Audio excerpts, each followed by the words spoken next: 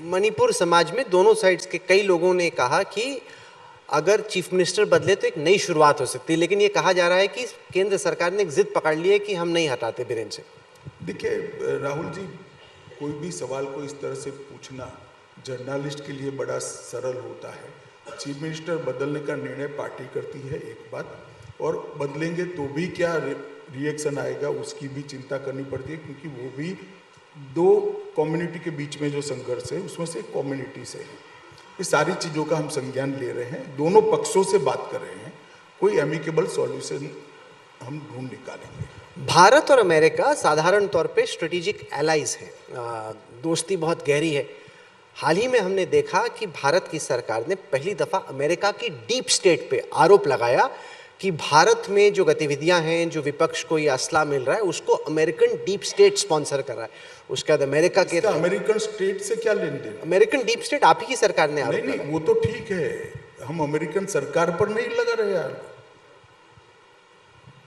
नहीं, क्योंकि American ambassador और वहां की फॉरेन मिनिस्ट्री ने कहा कि ये तो बड़ा गलत है, इस तरह से आरोप नहीं लगाने। वो ठीक है, हमारा एक स्टैंड है, हमने रखा है। सर, अमेरिका का नेबर है कनाडा। कनाडा ने आरोप लगाया कि ये लॉरेंस बिश्नोई भारत की जेल में है और सीधे सीधे गृह मंत्रालय पे आरोप लग रहा है कि किसी तरीके से केंद्र सरकार की शय पे ये कनाडा में हिंसा करवा रहा है। अब सब ये जानना चाह रहे हैं कि अगर वो जेल में है तो ये कैसे हो रहा है। देखिए, विदेश मंत्री जी ने उनको कहा है कि आपके पास जो भी तथ्य हो हमारे सामने रखिए, हम कठोर कार्यवाही करेंगे, इसमें हमें कोई आपत्ति नहीं, क्योंकि आपने इतना छोटा सा जवाब दिया, मैं सोच रहा था कि थोड़ी तफसील से बातचीत होगी। भाई, सवाल कितना बड़ा हो इससे मतलब नहीं है, जवाब सही हो इससे रखूंगा। जवाब लंबा नहीं हो सकता ना। नहीं, पर ये जो लॉरेंस बिश्नोई पे जो आरोप लग रहे हैं वो तो जेल में है, ये कैसे गैंगस्टर? राजनीति में आरोप लगते हैं, जैसे आपका सवाल पूछना बड़ा स्वाभाविक होता है, इससे राजनीति में आरोप लगाना है। परंतु हमने, हमारे विदेश मंत्री जी ने उनको कहा है जो कि भी तथ्य है हमें दीजिए, हम इस पर एक्शन लेंगे, तथ्य की राह देख रहे हैं। कल पूर्व राष्ट्रपति रामनाथ कोविंद जी यहाँ पर मंच पर थे, उन्होंने वन नेशन वन इलेक्शन की अपनी जो विजन है वो देश के सामने रखी। अब आपने कहा है कि आप उसको पार्लियामेंट में लाने वाले हैं, कैबिनेट ने इसको पास किया और आप इसको कानून बनाना चाहते हैं। आपका क्या टाइम फ्रेम है, आप कैसे इसको इम्प्लीमेंट होता देखते हैं? देखिए, टाइम फ्रेम के बारे में मैं कुछ नहीं कहूँगा, प्रिविलेज होगा, परंतु मैं वन नेशन वन इलेक्शन के बारे में जरूर कहना चाहता हूँ। आज हम जो कुछ भी करते हैं, घमंडिया गठबंधन ने एक स्टैंड लिया है कि इसका विरोध करेंगे। हम कहेंगे राहुल गांधी जी अच्छे व्यक्ति है तो भी शायद वो विरोध करेंगे कि नहीं आप झूठ बोल रहे हो। ऐसी स्थिति में, ऐसी मानसिकता में लोग जी रहे हैं। वन नेशन वन इलेक्शन ये नई बात नहीं है। इस देश में 3 चुनाव वन नेशन वन इलेक्शन के तहत हुए।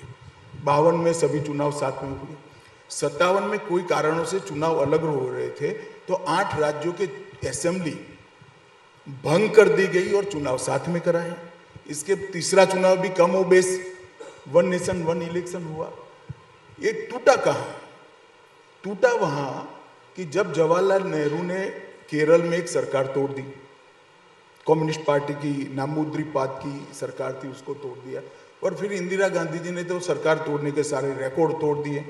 तो मिड टर्म इलेक्शन शुरू हुए और 71 में चुनाव जीतने के लिए लोकसभा का भी विसर्जन समय से पहले हो गया। वहां से मिसमैच हुआ है।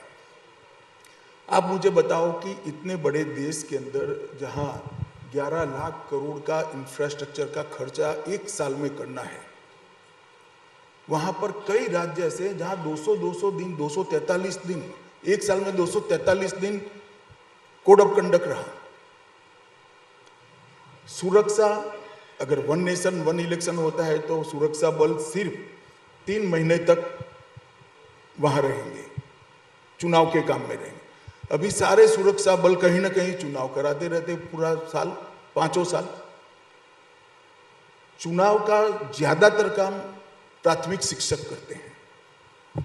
वन नेशन वन इलेक्शन नहीं होता है। पंचायत का चुनाव हो गया, म्यूनिसिपैलिटी का हो गया, म्यूनिसिपल कॉरपोरेशन का हो गया, जिला पंचायत का हुआ, तहसील पंचायत का हुआ, असेंबली का हुआ, लोकसभा का हुआ। बच्चों को पढ़ाने की जगह काफी बड़ा समय शिक्षक, इलेक्टोरल रोल को रिफॉर्म करने में और मतदान की ड्यूटी में रहते हैं, और खर्चा होता है वो अलग से होता है। मुझे एक बात बताइए कि वन नेशन वन इलेक्शन से देश का नुकसान है या फायदा है? अगर एक ही समय में पूरे देश का चुनाव एक साथ हो जाता है, पब्लिक को जहां वोट देना है वहां देगी, तो इससे क्या नुकसान है? मेरी तो समझ में नहीं आता है, क्यों विरोध करें? ना विरोध करने का कारण बता रहे हैं।